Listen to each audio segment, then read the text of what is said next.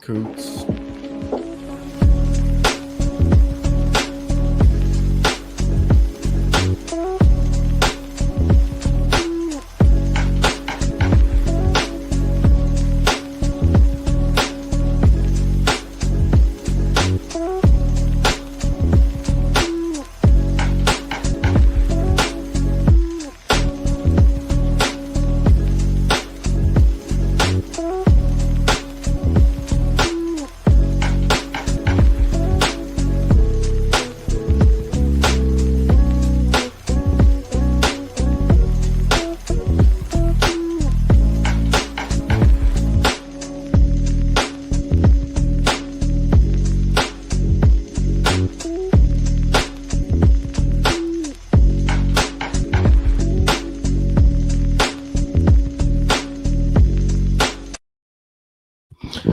Hello, everyone. How are you doing? I just had to rush to grab some water. I hope everyone's doing well. I'm here with Jacob of BroadStreetHockey.com. I showed up before the stream started this time. Yeah, I didn't just join halfway through. So yeah, we're prepared. We're prepared to dive deep into a player that I think if the Flyers were to have pick Jackson Smith, a lot of things would have to happen. Basically, like they would. I don't see them selecting him at 6. So if they really want a defenseman and say like all the players that they want are gone, and someone's really like giving them a real enticing offer of, oh, we trade down and we'll give you like also 25th overall or something like that, and you trade down to 9 or something like that, some sort of trade down scenario where it's like you trade down a couple spots, then I could see them going with Jackson Smith as this possible second defenseman off the board. And that next group of defensemen after Matt Schaefer, some people have Jackson Smith as the second best defenseman. Some people have Keyshawn Aitchison. Some people have Radi Murka. I think that's basically it. Yeah, I think I have Smith as the second best defenseman in this draft. I think Murka is there's a bit too much projection to be done there. He's still got to really refine his game. And Aitchison, I think, has a ceiling that's a bit lower than Smith. So I think Smith has a bit of the best of both worlds in that sense. At 6'3", just over 6'3", he's a pretty big guy, but he's not overly huge. He's not overly physical either. But for the Flyers, it is kind of a situation like we have him at home already in Travis Sanheim on a very reasonable, what looks to be a very reasonable contract now. And Smith brings a lot of the same sort of characteristics. He's got a smooth skating game. He likes to look up ice on the breakout and try to make those stretch passes to really move the puck around to his other teammates. And at the junior level, at least, he was able to be a bit of a physical shutdown presence, a bit more of a physical shutdown presence, although I don't know how much you can project that to the NHL level. But he's a very modern defenseman. And I think he's a very low risk sort of pick just because he has all of those traits already there. And there are some people who really like him, and there are some people who think there's maybe a little bit lacking there. The only thing that I saw when I watched him was just sometimes he was a little loose with the puck. He was sometimes a little loose with his decision making.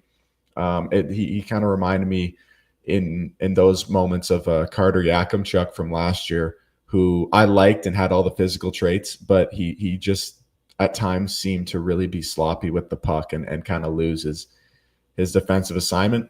I don't actually think that Smith has that much of that problem, though. I think he's for the most part pretty well-rounded and a pretty finished article, at least for a draft-eligible defenseman, in terms of his tools and how he can use them. Yeah. I think when it comes to Smith, his mobility, just like the ability to pivot, is way like miles ahead of where Yakimchuk was. Yeah. But the between the ear stuff, I could see that similarity. But again, like if you're talking about the second tier of defensemen, it's like Murka has all the tools that a lot of people want. Be big, rangy, skates pretty decent for his size. Aitchison has his own set of tools of being very physical, kind of the smallest out of that tier, but still probably definitely the most physical out of everyone. And then Smith just like, it feels like the all around guy, like exactly like I literally think Sanheim is the elite prospects It's comparable that they Sanheim give. and Harley, yeah. Yeah, It's so it's just Sanheim like and Harley. yeah, so like guys that can move very well, can bring the puck up the ice by themselves, but also are pretty good distributors of it. And at the same time, like will just be comfortably in a top 4 in the future. So not sure if it's in the cards for the Flyers. A lot of things will have to go their way, but it's either trade down or I could see them trade up for Smith. Like if Yeah, I he's wouldn't be dropping to shocked. 12 or 14, 15, like if Aegison and Merca are gone and then it's like you're picking between like a Braden Coots, who we'll see in this game on Seattle, and Smith, just because he's dropping randomly, like we saw, like no one would have guessed Zeev would have dropped as far as he did. So, Yeah. people might be just taking safer centers over kind of a more well-rounded, but not as high of a ceiling guy on the blue line. So, yeah, there's potential options and routes that could happen for Jackson Smith to be in Philadelphia, but it's unlikely than other ones that we've already done, like an O'Brien or a Martin that we've already looked at. Figure just to get a defenseman in here just be best. Before we get going on this thing, big shout out to the YouTube channel Prospect Shifts. I don't know how to put a link into the thing, but I in talking with them and noticing them, they do amazing work of sorry, I'm trying to get the link now, but getting these videos for prospects of upcoming or drafted prospects. And I'll put the link in there. Big shout out to them. That they allowed us to use their shift by shift that they got of Jackson Smith. It is a January 10th game against Seattle. It makes these streams easier, and just a big shout out to them. Follow them, subscribe to them. They do amazing work, and yeah, if you want to watch highlights of any prospects, they probably have it. I know that they have an Ilya Palatov video. That's like the most sick thing ever. But yeah, so might as well get started. And they do a better job than I did of clipping things because they could edit videos better. So I think you did great, Thomas. well, they do this thing. Oh. They do that. That's nice. Yeah. So Smith to me, I just wanted to kind of I like talking about these types of guys because I think it's easy to project them as top pair guys in the future. I think you just need 1 to 2 things to go right, 1 to 2 things to develop into an elite skill, and then you got a defenseman that's very, very valuable for the future, whether or not he's on your first pairing. With guys like Aitchison and Merca, he's going to have to learn how to play. Realistically, he's going to have to learn how to play. He's learning gap control, how to use his body physically, how to defend off the rush, and how to jump into the play. He's going to have to refine that for the next level. And Aitchison, I'm one of the biggest Kayshawn Aitchison guys in this draft, as me and Thomas have talked about before.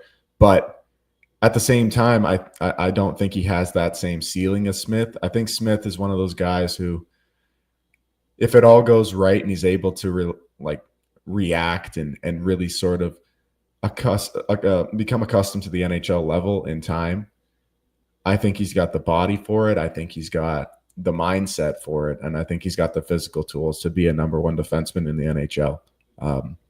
Yeah, like maybe not a high necessarily the brain right now, but I think that can come too. Yeah, that's easy coachable stuff, right? And yeah, like all the tools are there.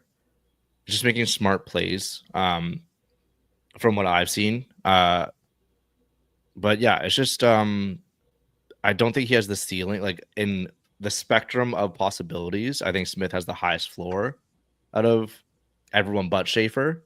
But it's that high ceiling of like, do you want a Sanheim type of top pairing guy, or do you want like Aitchison is projected to be like, if he really pans out and like it's like a Dustin Bufflin, like scores goals, can even be a winger if you really want, will like destroy people. Like, do you want that type of top guy or Merca and like I don't even know what you'd compare to Merca, like It's tough. He's tough because Weird. he's not necessarily. You'd have to see him at the pro level to really see how the physicality comes together.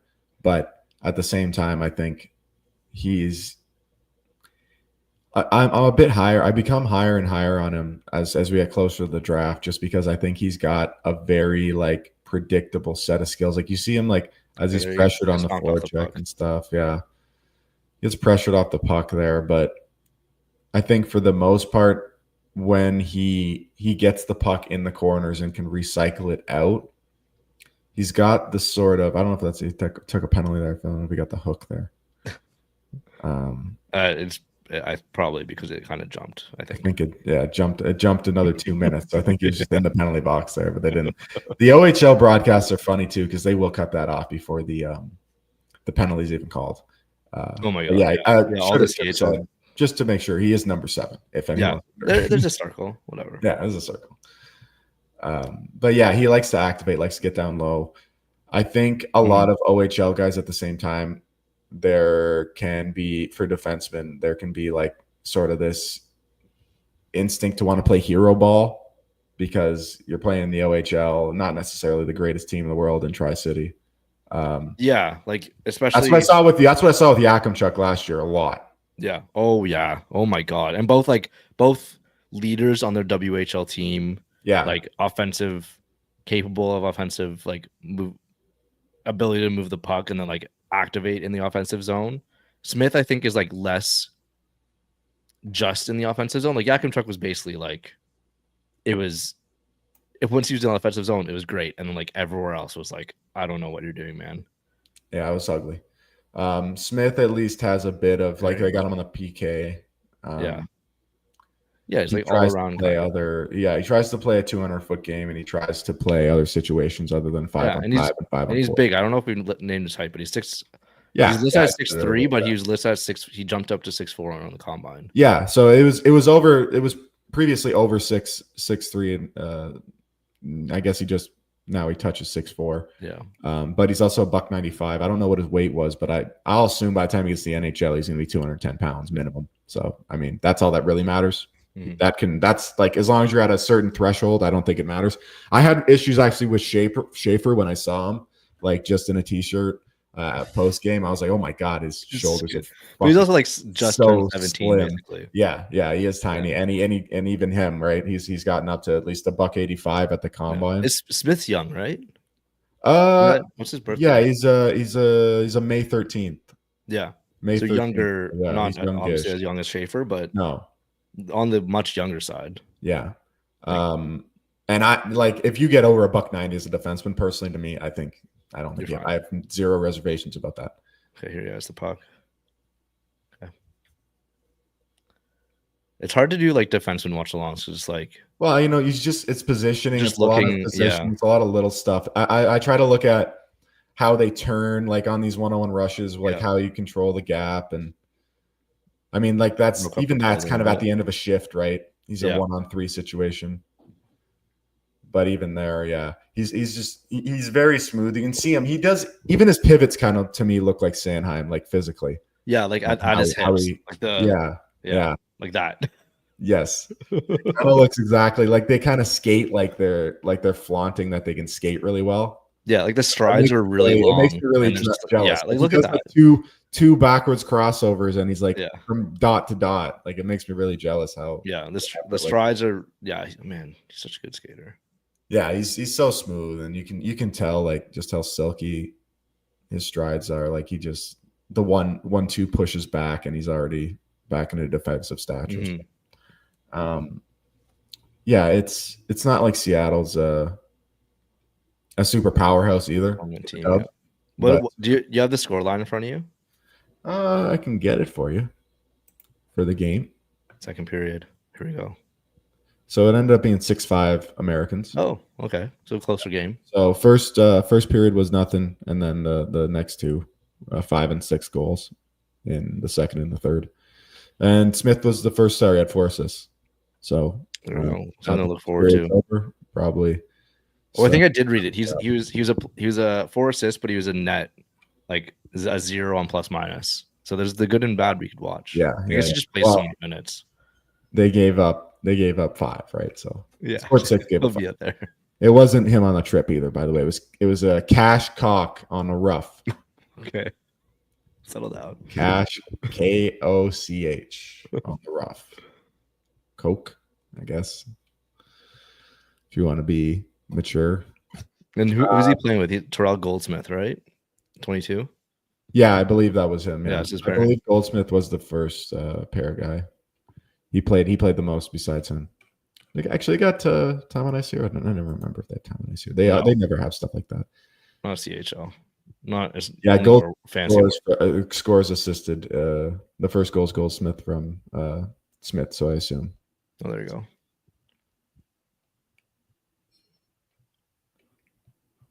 Okay.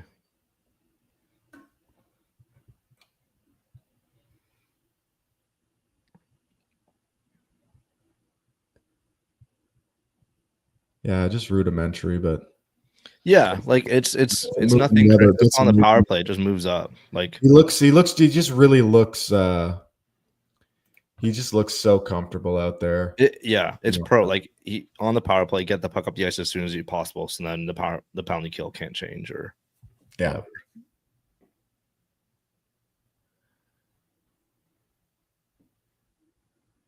Like, and he's quick enough and plays at a high enough pace where you can close in gaps super tight in those one-on-one situations. Yeah, like he's not backing up. He's not afraid to get aggressive. Yeah, I was a little interested as to why he was sort of falling in comparison to Murtka and Aitchison. Yeah, like it's Just I guess like I see so much more projectability to a pro game than the other two. Murtka might not ever be good. Like there's a very distinct possibility that happens. Aitchison I really like, but again, I don't think he's a guy. Once he gets the NHL, is a guy who would really want to simplify his game, and that would just make him more effective, right? Like I see him best used as a guy who can kind of just be allowed to be a second pair guy and bang and crash and be a physical agitator, and those guys usually can't play. It's a very specific archetype of guy who can play those big minutes and do that sort of heavy lifting on the physical side. Like it's so I still have to watch a decent amount of H. I think I just watched. Oh, there you go. That's a nice feed. It's a great feedback door. I think that was both defensemen crashing there. Actually, yeah, that's Goldsmith, which is pretty cool. Yeah, I have to watch more Aitchison just because I don't know what he would be like still in the NHL. Like he has a shot, but are his goals like? Is he good enough to be on a power play? He's physical, but is he like good enough positioning to be on the penalty kill? Like, it's questions about what his actual usage would be.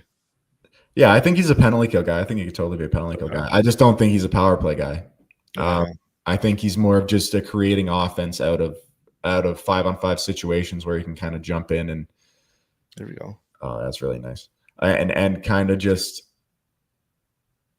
take advantage of options where he sees fit.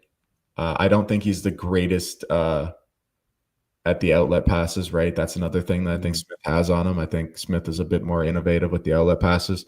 Aitchison iced the puck a lot in junior, which a lot of guys do. Might as well just try for the home run passes, right? Again, like that's how you get your points. That's how you get your points. That's how. Especially if you're not as mobile as like a Perek. Like if you're not Perek, all these guys are sleeping too. Like a lot of guys are sleeping, bad changes and stuff, right? It's sloppy at times. So it's but I think Smith has more of a frequency of connecting on those than the other two, especially. And I think he's just more adaptable to a lot of situations than the other two. Mm-hmm. And we should probably mention that Smith is heavily linked to going to Penn State next year. Yeah. So I think that's just going to be like I think that's just only going to raise his stock. Like he might rim it around. There you go. There. Yeah, we'll have to see what that future holds. I think it'll be very good at Penn State. There's a pass from behind the net there. Yeah. And then they get it going the other way. And then somehow that goes in the net. It's one of his assists. Yeah, so that's the secondary. That's kind of just from behind the net there. Yeah. That one looked. I don't even know if they knew that crossed the line until now. So yeah, there's another one. Not necessarily a huge play there. He had a pretty nice little dump off under pressure to reverse it behind the net. But besides that, the play was really just created by the second assist there, little lead feed there. But even there, likes to jump up into the play. It just looks like Travis Sanheim. It really just does. It's hard not to even say it. It's a really easy comp. I would also say Cam York. I've always had a bit of similarities. Like I've felt similarities between York and Sanheim. Just the way they play the game, not necessarily how they play the game, but like how they look doing it. I think their strides are pretty similar, even though they're different sides and stuff like that. But there we go. Yeah, he's so comfortable with doing all that. I mean, there's a chance it could get a bit funky at the NHL level. I was just gonna say, if you get a heavier forechecker that's not like not pressing so hard and willing to like drill you into the boards. Yeah, like a Garnet Hathaway guy bearing down on you. I don't know if you're doing all that. You're like perfectly just back to him. Yeah, your face you definitely have to at least play at higher speed than that. Yeah. I would think. But that's just the breakout, like really, like I think and it's on the power play in motion. Yeah. Okay. Yeah. True. You got more time. This is later in the season, right? Too, and these guys are playing there for a while, and they kind of know how much time they have, right? It's similar to the NHL. Like you see guys who, if they were one stride closer, would have the puck, but they just never are one stride closer because that difference, that little time that they know they have, you get adjusted to it pretty quickly. But yeah, I think that's also some of the negatives that people have with Smith is he's a little laissez-faire at sometimes. He's a little floaty in his worst moments. But I think there's a lot of defensemen who are nowadays, especially coming out of the O. There's like even if you're talking about the W, sorry, the W and the O, CH in general. Even if you're talking about other defensemen, there you go. There's one of the minuses at the end of the power play there. Yeah, caught in the zone. Even if you're talking about the other defensemen, like we talked about Mirka, Aitchison, and Smith being in this range, but then you go and even to the next word of like Hensler, Fiddler. Like I think Smith's clearly above those guys, but you could do like Hensler's almost a full year older than Smith. I think Hensler's in October, like or mid-October or early October birthday. Like if you go by that and like what Smith would look like at the end of next season, because Hensler did his full year at Wisconsin, like I don't doubt that he'd probably be at the same level or even better, like better suited or better rated. So, this is the thing with a lot of guys who go to college. There's a chance that Jackson Smith comes out of college next year, and we're talking about him closer to Schaefer than either of the other two guys once we get to the pro level. Like there's totally a possibility that if all of this translates, there's a nice little play there too, and he starts to jump. Oh, there he is with the ice. Oh my god! Like it just looks like fucking Sanheim. It just looks exactly the same. It's unbelievable. It's so even his handling. That was a great start to the play. That's really nice. Let's watch that again. So here he decides, lays it off, and then takes it up center ice. Cuts back, rims it around, faking the backhand. Yeah, that's just a great feed. Yeah, he was clearly a low man there. Were looking for the backhand pass. Yeah, that's a really nice feed. Oh my god, whoever that was. The lights, Jesus. But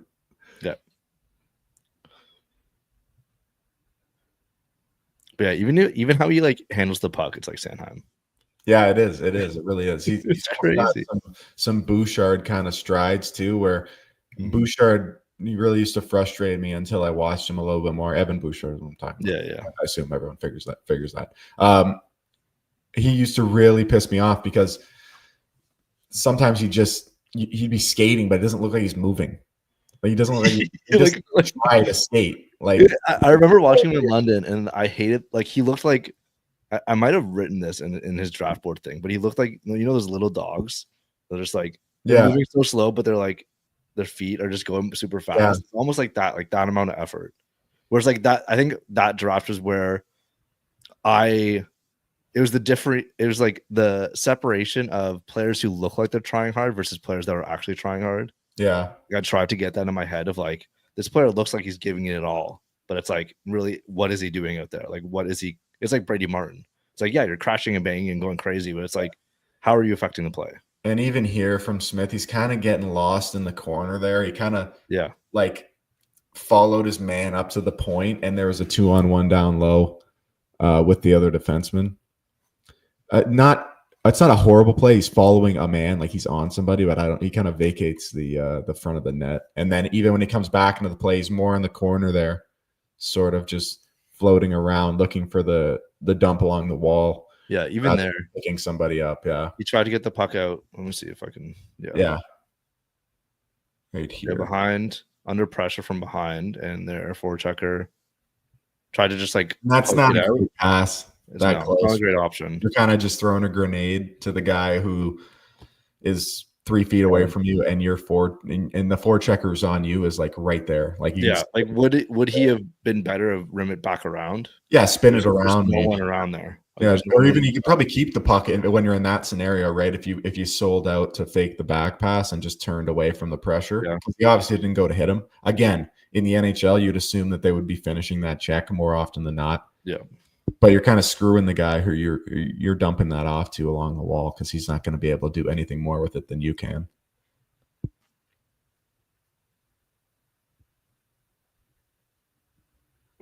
But doesn't hurt him yet.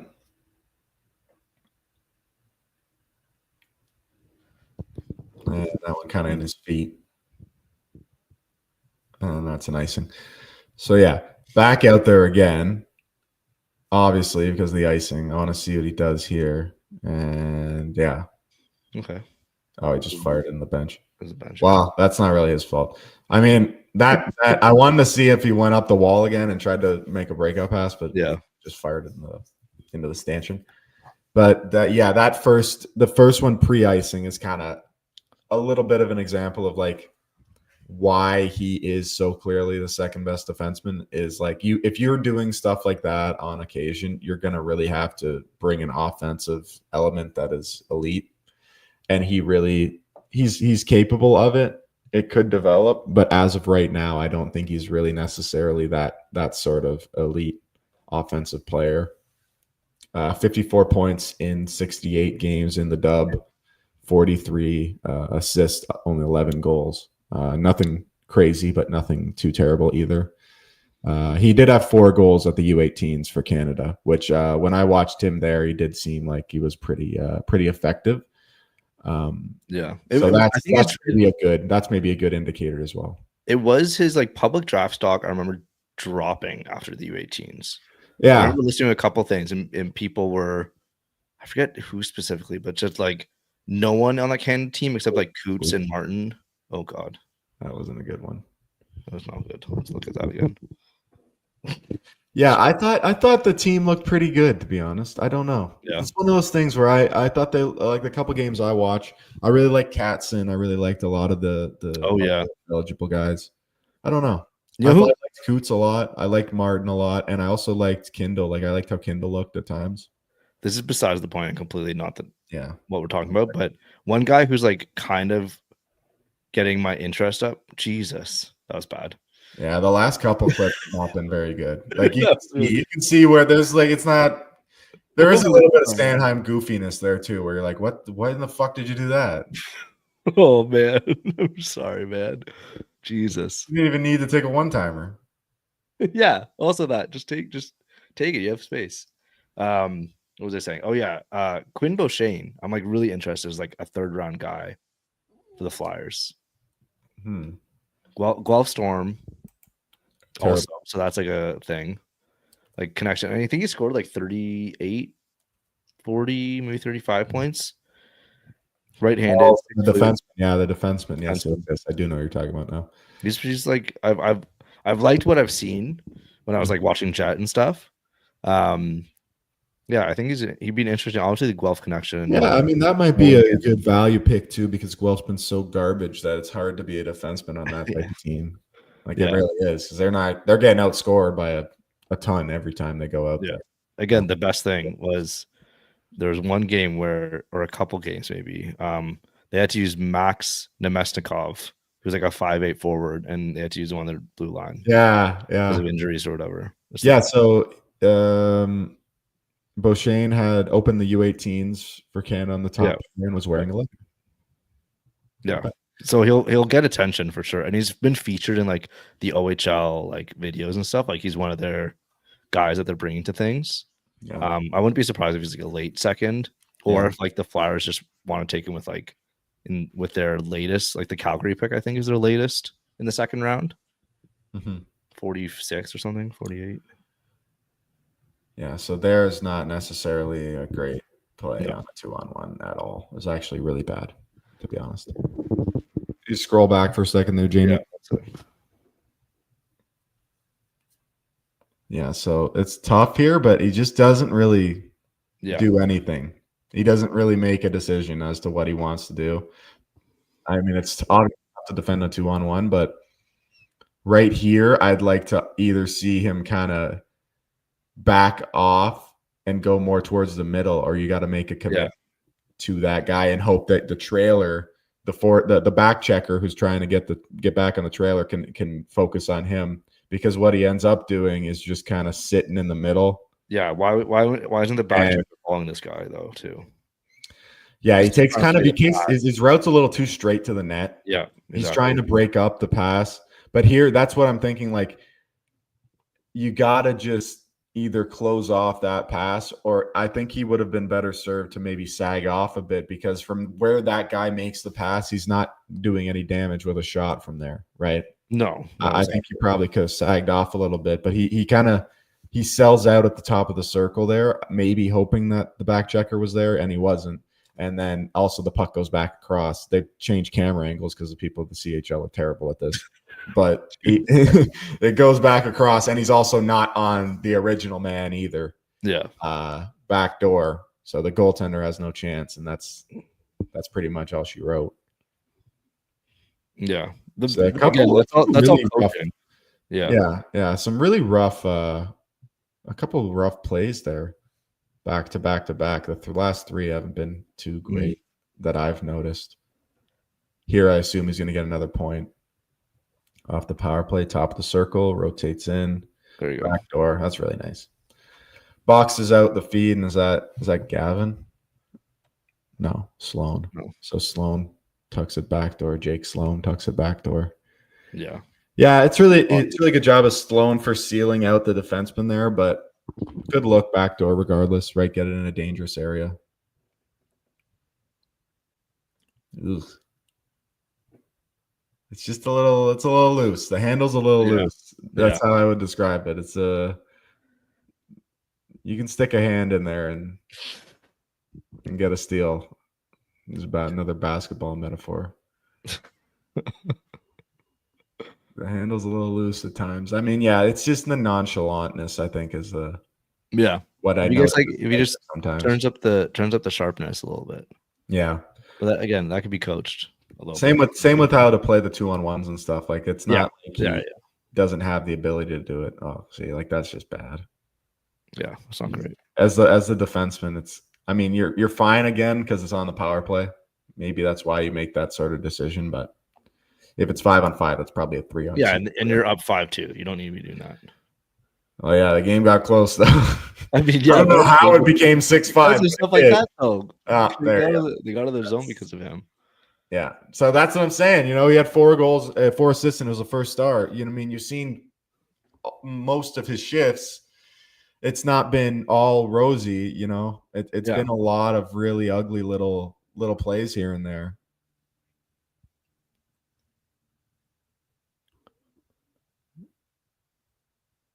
Yeah, and he does play the point on pretty much every power play though. Yeah.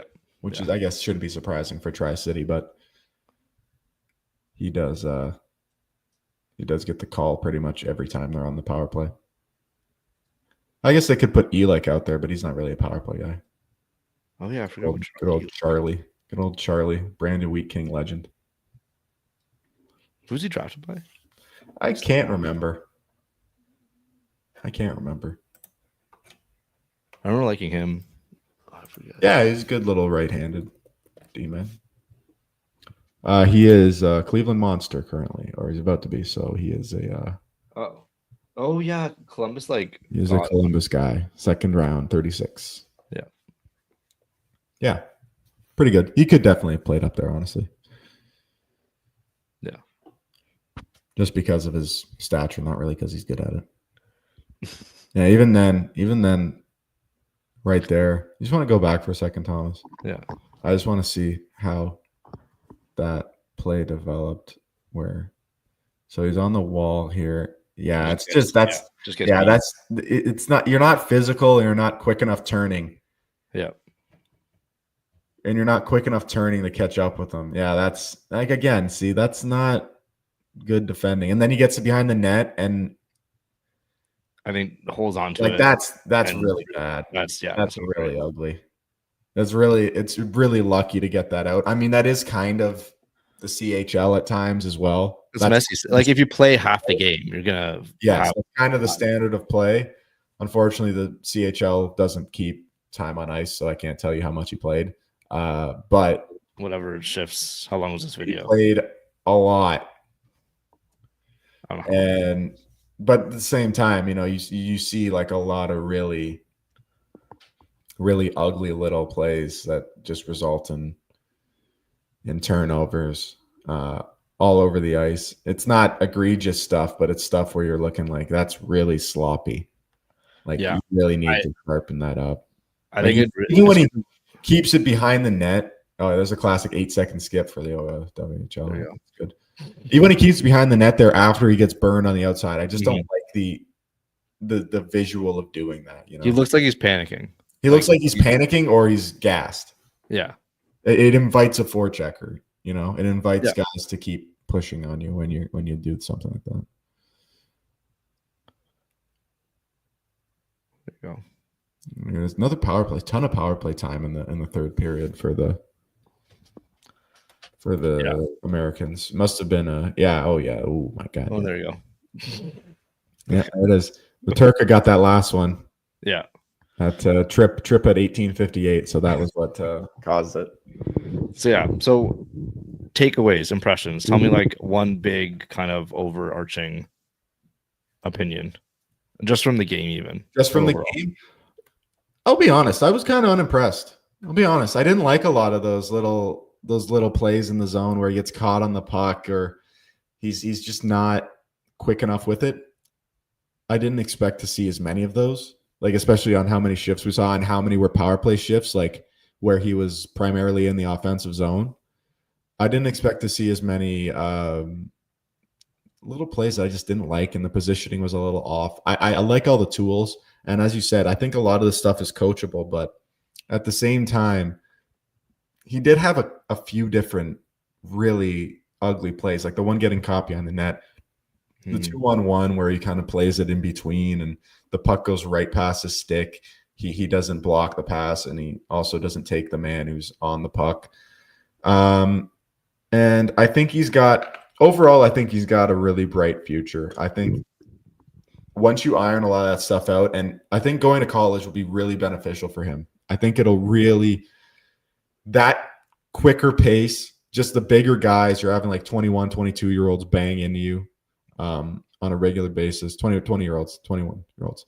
Yeah. Like on a regular basis, big guys, a lot speedier. You have to speed up your decision-making a lot more, and I think that'll be really beneficial for him because it's just, he's one of those guys that at the CHL level, he looks almost like it'd be beneficial to just throw him in the AHL and see how he works it out, right? Mm-hmm. But overall, I think I'm still pretty high on him. I think if he discovers another gear in that offensive game and becomes a bit more assertive, like even in this game we watched, I didn't see a lot of activating down low, which I think is definitely something that even Sanheim took a couple of years to really grow into and really try and become a guy who was confident with leading the rush and getting into the zone with speed and trying to overlap with his wingers. Unfortunately, he hasn't had much of many attempts to do that with the Flyers because they're not really creating offensive zone time like that. But he's gotten more comfortable with doing it over time. And if Smith can do that, I think he becomes a lot more of a threat offensively. And I think, as you said, the defensive stuff can get coached in. I think by the time he leaves college next year, if he was, and I assume he's just going to be a one and done. When he leaves college next year, I think he'll be a lot more of a finished article defensively. And if you get that, I don't see how he's not at least a number 3 in the NHL. Yeah, like there's definitely the tools there. Like his mobility and skating, I think is like up there in terms of like all the defensemen like in the draft. Like Schaefer's a great skater. I think he's top 2. Bemidion's a very good skater. Yeah, but I think he's probably still top 2. Yeah, so like stride as well. The tools are there. It's just like in between the ears, decision making under pressure, which I think will only get better when he's in college and like experiences that more. I think as soon as he gets just more experience at higher stakes, then I think a lot of his games will, or just a lot of aspects of his game will fine tune and round itself out. Like he's not going to be a perfect defenseman, but I think he's going to basically be that standard, like two-way guy that team would love to have in their top 4. Just set in, forget it kind of guy, workhorse.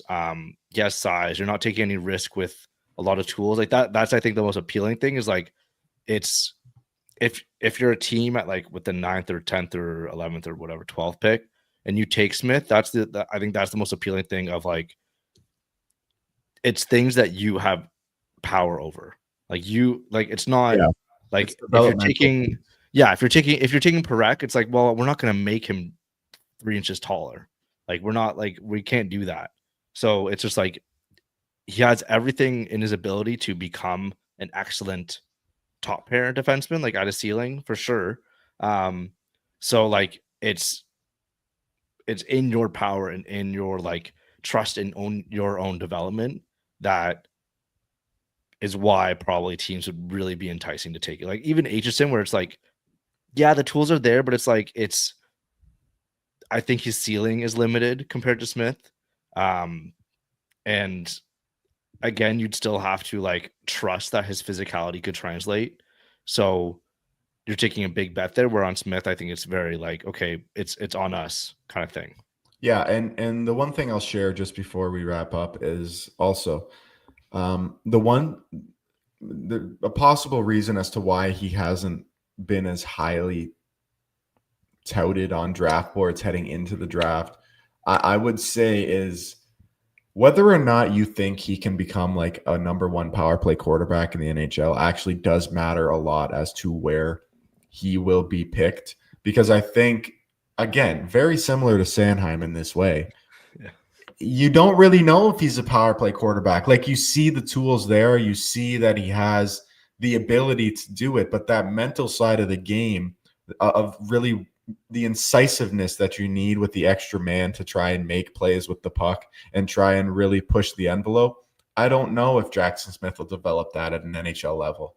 And I think that might be the reason why if you're looking at, again, Murtka, Aitchison, him, even Schaefer, like if you're comparing Smith to Schaefer, what does Schaefer have that Smith doesn't?